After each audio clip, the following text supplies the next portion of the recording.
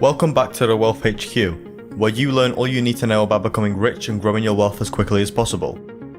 Are you a student trying to figure out how to boost your income but don't have much time to do it? Then our list of passive income ideas for students is what you've been searching for. Beyond tuition, housing and books/supplies, students incur many expenses that require a source of income.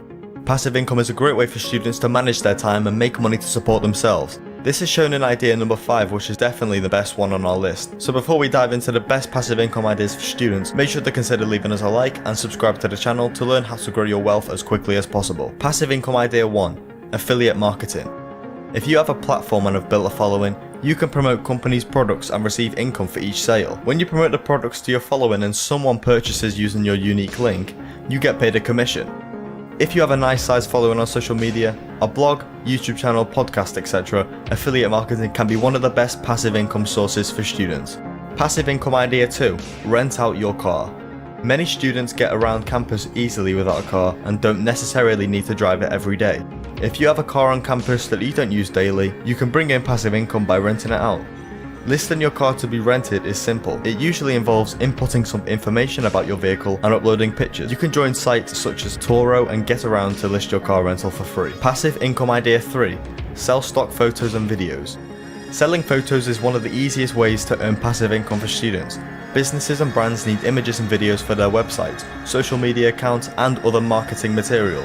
They often turn to stock photo sites to obtain this imagery. If you can take nice pictures and shoot nice videos, then you can sell them on stock photography websites. You don't have to be a professional to do so. All you need is some basic camera and editing skills. Sign up to be a contributor for sites such as Shutterstock and Adobe Stock. Submit photos and/or videos and earn a commission when your images and videos are purchased. Passive income idea 4. Start a blog. Starting a blog will require small financial investment, time and consistency up front. However, once the ball is rolling, a blog has the potential to bring in income for years to come.